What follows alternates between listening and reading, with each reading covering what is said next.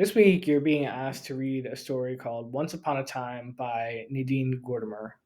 Once Upon a Time is what's called a frame story. And a frame story is when a story takes place within another story. The frame is important to the story that's told, the sort of second layer of the story that's told. It often complicates or helps to give greater context or symbolic or metaphoric meaning to the second story. In Once Upon a Time, the frame story begins when the author or narrator receives a note, and the note is asking her or encouraging her to write a children's story.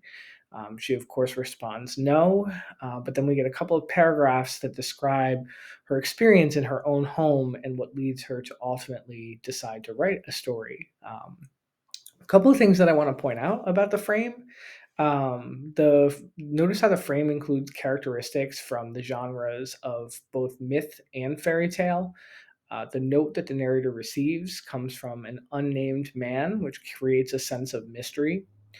The narrator later hears mysterious noises, also indicative of a fairy tale or a children's type story.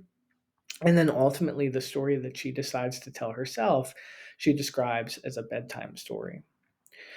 As you read the entire narrative, I want you to pay close attention to the way in which the details in the frame story help to create or help to complicate the meaning of the story as a whole.